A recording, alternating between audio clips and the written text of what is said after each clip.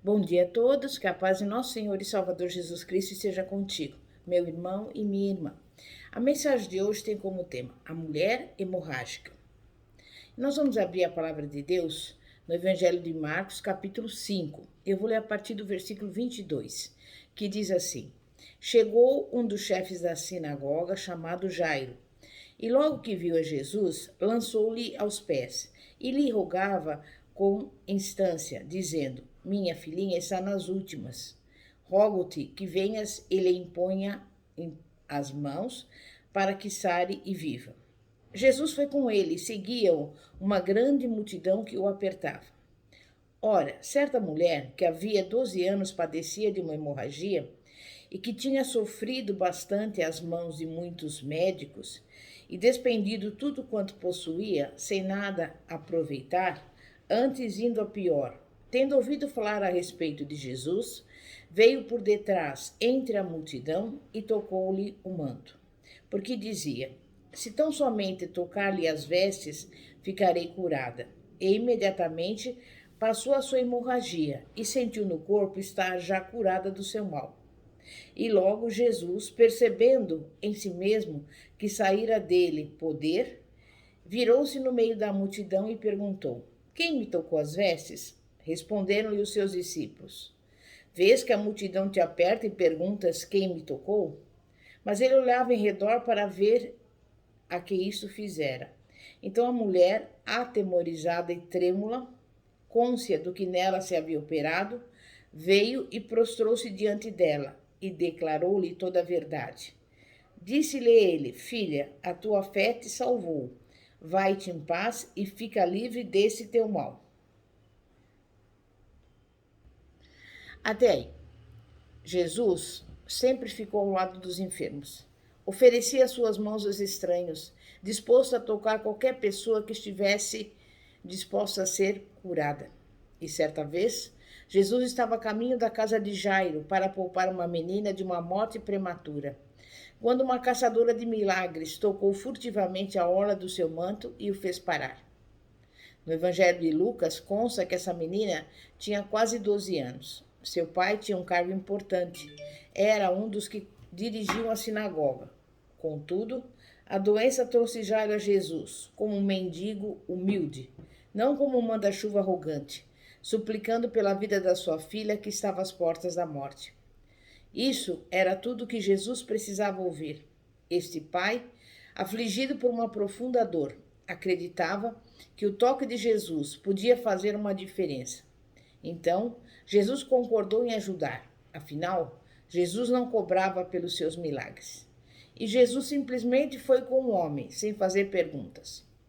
A promessa é inconfundível.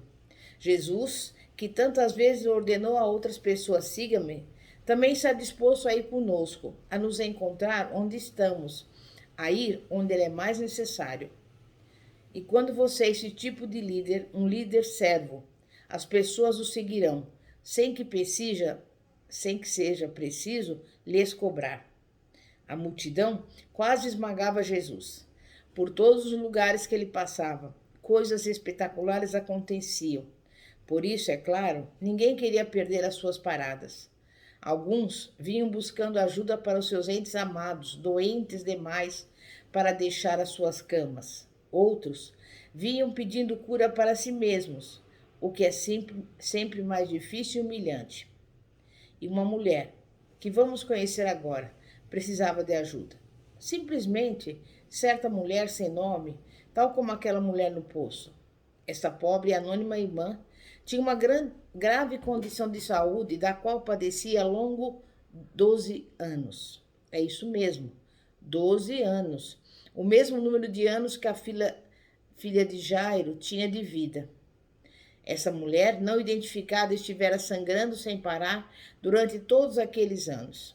Sua hemorragia incessante podia estar sendo causada por tumores fibrosos, distúrbio na glândula endócrina, ferida no colo do útero ou um pólipo.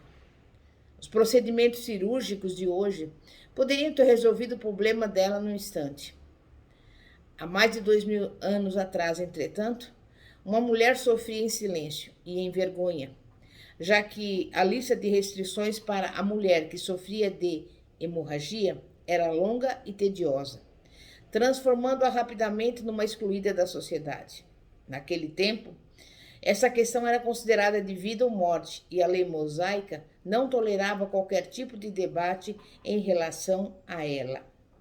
Veja lá em Levítico, no capítulo 15, versículo 25, que diz: também a mulher, quando manar fluxo do seu sangue por muitos dias fora do tempo da sua menstruação, ou quando tiver fluxo de sangue por mais tempo do que o consumado, todos os dias do fluxo será imunda, como nos dias da sua menstruação. Imagine, 12 anos como impura, 12 anos sem receber visita em casa, ir a eventos públicos ou reuniões sociais, 12 anos sem marido, filhos ou visitas de seus familiares, 12 anos sem ser tocada por ninguém, nunca. Ser considerada impura era ser indesejada e mal recebida. Não apenas o seu corpo era impuro, mas a cama em que dormia e as cadeiras em que se assentava também eram. E não eram apenas objetos inanimados que ela ameaçava com seu status de baixa higiene. Se outras pessoas tocassem essas coisas, elas também passavam a estar impuras e tinham de lavar as suas roupas e banhar-se com água, e só voltariam a ser consideradas limpas após o pôr do sol, no início do dia seguinte. As pessoas daquela época realmente acreditavam que a limpeza andava lado a lado com a piedade, visto que essa mulher nunca ficava limpa e maculava tudo que estava à sua volta. É bastante óbvio o que todos pensavam dela, que tinha parte com Satanás. Os demônios, afinal de contas, eram chamados espíritos imundos. Mateus 10:1. O fato é que a sua comunidade a via como uma mulher má, perigosa para andar solta, um péssimo exemplo para jovens e merecedora da sua aflição por causa da sua suposta vida de pecado.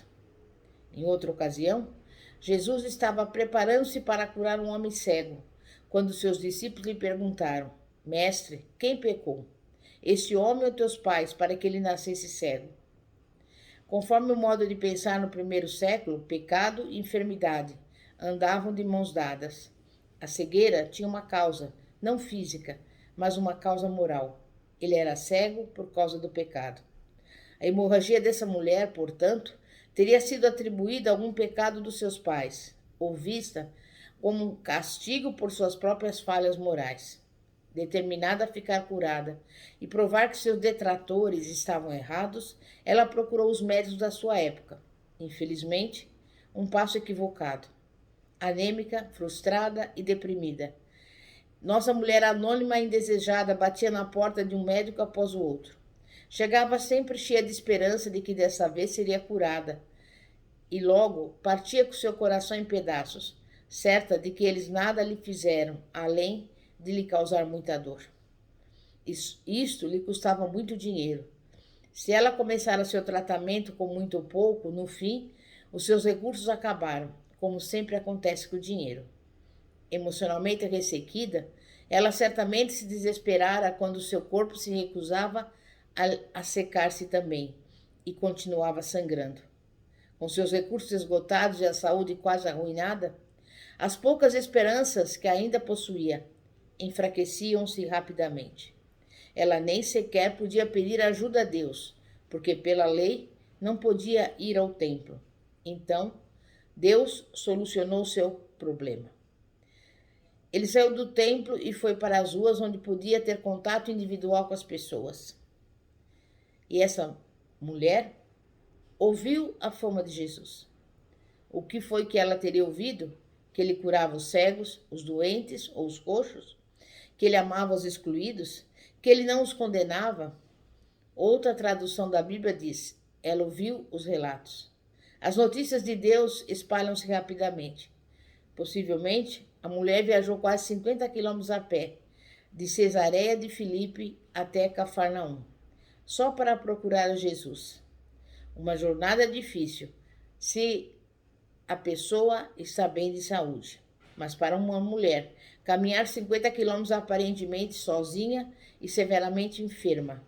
Que fé! E que grito de desespero por ajuda! Sua viagem para a liberdade requeria no mínimo 2 dias de caminhada. Provavelmente, ela dormia à beira das estradas, porque não tinha mais dinheiro. A hemorragia, sempre trocando e levando secretamente os panos manchados de sangue, orando para que ninguém a identificasse como aquela mulher, a que tinha um fluxo de sangue, que fora amaldiçoada por causa do seu pecado. Ao longo da viagem, seus pés também devem ter sangrado, devem ter sido cortados e machucados pelas pedras pequenas e afiadas que se entremeavam entre sandálias e carne. Com sede, exausta, seca, em todos os sentidos da palavra, ela foi para as ruas de Cafarnaum, onde uma multidão empurrava e comprimia uma figura central: Jesus. Jesus, no meio do aglomerado, estava de costas para ela, mas havia chegado a hora do milagre. Primeiro, ela teria de ser excepcionalmente corajosa. Ela não queria gritar ou atrair atenção para si. Um toque. Era só disso que ela precisava. Um toque. Essa mulher silenciosa e valente, com seu rosto coberto de pó de 50 quilômetros e das lágrimas de 12 anos, estendeu uma das suas mãos impuras. Ela não ousou tocar sua pele e contaminá-lo. Até mesmo tocar suas roupas quebrava as sagradas leis judaicas de higiene. Será que vozes em sua cabeça atormentavam-na com acusações? Ela percorrera todo aquele caminho em busca de um milagre e não ia desistir agora, e seus pés a conduziam para a frente. Não no ombro nem na manga, no manto, bem na orla do seu manto. A umidade plena de esperança dessa mulher é admirável. Ela que estivera impura durante tanto tempo, que já se acostumara com isso, ainda acreditava que podia ficar curada se tão somente pudesse tocar Jesus, que nem sequer estava olhando em sua direção. Ninguém havia tocado ou deixado que ela o tocasse nos últimos 12 anos. Contudo, ela teve a ousadia de tocar o Messias. Com um espírito humilde e o corpo envergado, ela tocou Jesus com a única coisa que lhe restava, a sua fé. Ora, a fé é a certeza das coisas que se esperam e a convicção dos fatos que se não veem. E ela tinha essa fé. A fé de que Jesus poderia curá-la. Sem uma palavra, sem um olhar, sem um toque da sua mão. Somente o fio do seu manto. Você ouviu isso? Ela achava que se apenas lhe tocasse as vestes ficaria curada. E sabe o que aconteceu? Imediatamente cessou a sua hemorragia. Você pensa que Deus não vê as suas feridas, as suas necessidades, o seu sofrimento? Estenda a mão. Quando você estiver pronta para Deus, Deus já estará muito mais do que pronto para você. Aquela mulher estava pronta. Após 4.000 dias, o fluxo do seu sangue literalmente secou-se na fonte. A palavra de Deus diz em João 8,36: Se, pois, o Filho vos libertar, verdadeiramente sereis livres. Nesse versículo, liberdade é outra palavra para a cura. E aquela mulher foi curada da sua aflição. Ela sabia que o sangue havia parado porque ela sentiu isso em seu corpo. Ela não apenas pensou que o seu sofrimento havia acabado, ele desaparecera do seu corpo. Foi uma cura no estilo de Jesus. E quando você é tratada por médicos e seus remédios, a cura é gradual, demora dias, semanas e até meses.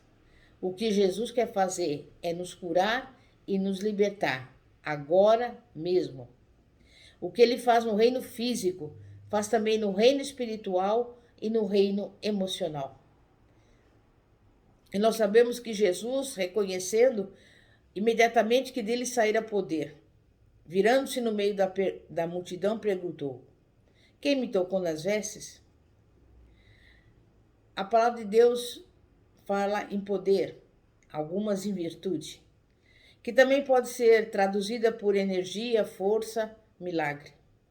Jesus não apenas sentiu poder fluindo de si, mas sabia que era um poder miraculoso, um poder que transforma vidas. Jesus literalmente transmitiu poder àquela mulher. Ele sabia quem ela era, ele a tinha visto, ela seria punida? Ela começaria a sangrar novamente? Ela não havia tocado na pele, apenas na orla do seu manto. Como Jesus poderia ter discernido isso? Assim, é o mistério de um milagre. Jesus não sentiu a presença dela com seu corpo, ele a sentira com seu espírito. E os discípulos, como sempre, não o entendiam. E eles responderam: vês que a multidão te aperta e diz quem me tocou? Ele, porém, olhava ao redor para ver quem fizera isto. Porque Jesus sabia que dele havia saído o poder e que a mulher já estava curada. Por que você acha que continuou procurando por ela? Provavelmente, ele queria tocá-la também de alguma forma, para reconhecer o seu valor e celebrar a sua vitória. Não é glorioso que Jesus parou de seguir a Jairo, um homem importante com um nome e uma posição de destaque, para ministrar uma mulher insignificante e sem nome? Jesus teve tempo para ela. Hoje, ele tem tempo para você também. Para Jesus, interrupções eram oportunidades. Havendo-a curado agora, ele poderia ajudá-la a reivindicar sua identidade na comunidade e glorificar a Deus ao mesmo tempo. Observamos que Jesus não lhe pediu nada, além de apresentar-se, e isso já era um grande passo para ela. Mas quando uma mulher é libertada como ela foi, vai contar a todos os que quiserem ouvir. Lucas 8, 47, segunda parte, diz: à vista de todo o povo, a causa por que lhe havia tocado e como imediatamente fora curada. Talvez a princípio, somente Jesus e seus discípulos estivessem prestando atenção às suas palavras, esforçando-se para ouvir aquela voz fraca em meio a todo o tumulto. Logo, entretanto, as pessoas começaram a pedir silêncio umas para as outras. Não somente o sangue se fora, a sua vergonha também. Ao confessar a sua história e contar toda a verdade, talvez pela primeira vez em sua vida, sua cura foi cristalizada. Ela estava curada e inteira em todos os sentidos. Ao ouvir seu testemunho, a comunidade foi curada e restaurada também. E o que Jesus estava fazendo enquanto ela revelava os seus segredos naquele local tão público? Simplesmente olhando para ela. E lhe disse: filha, a tua fé te salvou. Aqui é o único registro nos evangelhos em que Jesus se dirige a uma mulher como filha, sugerindo que ela era uma mulher jovem. Enquanto caminhava para curar a filha de Jairo, Jesus fez uma pausa para ministrar a esta filha com uma palavra de encorajamento. Se haviam outras mulheres naquela multidão, elas entenderam a mensagem alta e clara. Jesus achava que as mulheres eram importantes. Valia a pena interromper o que ele estava fazendo. Valia a pena ouvi-las. Valia a pena falar para elas. Valia a pena ministrá-las. Valia a pena curá-las. Preste atenção nisso. Jesus não se preocupou em deixar claro que ele havia curado, mas ele destacou a fé dela e não o seu poder. E o que isso quer dizer? Isso significa que temos uma participação em nossa própria cura. Jesus espera que nós o busquemos. Nossa fé é demonstrada contra todas as possibilidades e a razão. É o que nos identifica como filhas do Rei. Uma palavra de cautela aqui. Não coloque a sua fé no manto que ele vestia. Ele curou com água, com lama, com palavras, com um toque, para que não criássemos rituais. Seu manto foi um canal do seu poder, e não o poder em si. A palavra curada nessa passagem é a palavra grega sezoken, salva. E a salvação só é encontrada em Cristo, quando somos salvos por aquele que nos ama de verdade. Havendo sido salva, agora ela foi enviada. E a palavra de Deus diz que ela foi em paz e livre do seu mal. Jesus disse: vá em paz, mulher. Chega de ficar escondida em casa. Agora você tem paz com Deus e está livre para sempre da sua tribulação. A propósito, o que aconteceu com a filha de Jairo? Enquanto Jesus se demorou para curar essa mulher, a resposta é esta: Ela morreu. Mas a morte nunca deteve Jesus. Está escrito, Marcos 5,36. Mas Jesus, sem acudir a tais palavras, disse ao chefe da sinagoga: Não temas, crê somente. As testemunhas riam-se dele, mas Jesus ignorou o seu escárnio e foi direto para o quarto da menina. Tomando-a pela mão, ele ordenou que se levantasse. Imediatamente a menina se colocou em pé e andou. Jesus chegou atrasado na casa dela? Ao contrário, ele chegou bem na hora. Ele parou para curar a mulher hemorrágica, sabendo que a menina ia morrer, criando assim uma oportunidade ainda maior para revelar o poder de Deus. Ele nunca perde tempo. Ele nunca ignora as nossas necessidades. Mas ele bate a nossa porta precisamente na hora certa para nos impactar ao máximo com o seu evangelho. Nas cenas em que se seguem a esta no evangelho de Marcos, vemos claramente que a notícia da recuperação milagrosa de uma mulher hemorrágica corria mais rápido que Jesus e por todas as partes anunciava a sua chegada. Está escrito em Marcos 6, 56. Onde quer que ele entrasse nas aldeias, cidades ou campos, punha os enfermos nas praças, rogando-lhe que os deixasse tocar ao menos na orla da sua veste, e quantos a tocavam saíam curados. Nossa única esperança de obter a verdadeira cura é Jesus. O que nós podemos aprender com essa passagem da mulher hemorrágica? A esperança não decepciona. Muitas de nós pensamos que se uma enfermidade afligisse a nossa vida durante anos, como no caso daquela mulher, não conseguiríamos manter a esperança.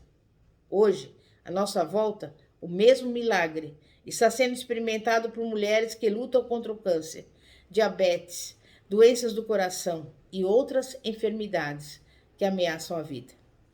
Enquanto as apoiamos e encorajamos, elas podem nos ensinar um novo significado para a palavra esperança. Está escrito: e não somente isso, mas também nos gloriamos nas próprias tribulações, sabendo que a tribulação produz perseverança, a perseverança, experiência, e a experiência, esperança. Ora, a esperança não confunde, porque o amor de Deus é derramado em nosso coração pelo Espírito Santo, que nos foi outorgado. Romanos 5, versículos 3 e 5. Também pense nisso. O Senhor sanou o fluxo de sangue desta mulher, enquanto se preparava para derramar o seu próprio sangue, para que o mundo inteiro pudesse viver. Como mulheres, que entendemos muito bem o que significa sangrar, somos gratas pelo interminável fluxo dela ter se estancado. Mas somos infinitamente mais gratas, porque o sangue de Jesus não parou de fluir nos últimos 2000 anos. É no sangue dele que encontramos a nossa liberdade. Efésios 1,7 diz: no qual temos a redenção pelo seu sangue, a remissão dos pecados, segundo a riqueza da sua graça. As mulheres apreciam muito falar sobre poder. Temos sido encorajadas a assumir o controle das nossas vidas e a parar de deixar que as nossas circunstâncias presentes ou que as pessoas que nos cercam determinem o nosso futuro. Aquela mulher fez tudo o que estava ao seu alcance para melhorar a sua vida. No entanto, foi somente quando depositou a sua fé em Jesus que encontrou o poder transformador que estivera procurando. O verdadeiro poder só se manifesta quando percebemos que o nosso é limitado e que o poder de Deus é ilimitado. Está escrito 2 Pedro 1,3: visto como, pelo seu divino poder, nos têm sido doadas todas as coisas que conduzem à vida e à piedade, pelo conhecimento completo daquele que nos chamou para a sua própria glória e virtude. Aquela mulher teve fé para estender a mão e esperar por um milagre. E de onde vem uma fé como essa? Esta vem de Deus. É um dom. Observe a progressão. Ele nos dá o desejo de buscá-lo. Quando alimentamos esse desejo, ele nos dá fé para crermos em seu poder. Quando cremos nele, ele nos dá poder para confessarmos o seu nome. Quando confessamos o seu nome, ele nos dá graça e perdão de pecados. Quando recebemos a sua graça, ele nos dá a vida eterna. Ele inicia o processo e ele o completa. Está escrito: Hebreus 12, 2. Olhando firmemente para o autor e consumador da fé, Jesus, o qual, em troca da alegria que lhe estava proposta, suportou a cruz, não fazendo caso de ignomínia, e está sentado à destra do trono de Deus. Amém? É momento de oração. Santíssimo Deus e poderoso Pai, Pai de nosso Senhor e Salvador Jesus Cristo. Sabemos que há muitas mulheres e homens também com enfermidades, aguardando de Ti uma resposta ao milagre. Há muitos também passando por necessidades, por problemas familiares, conjugais. Mas neste momento, Pai, nós tocamos na orla do Teu manto, Pai. E da mesma forma que aquela mulher recebeu o poder que saiu do Senhor, nós também, Pai, pelos olhos da fé, neste momento recebemos poder, virtude, milagre que está saindo do Senhor para nos curar, para nos libertar, para nos salvar, para nos abençoar.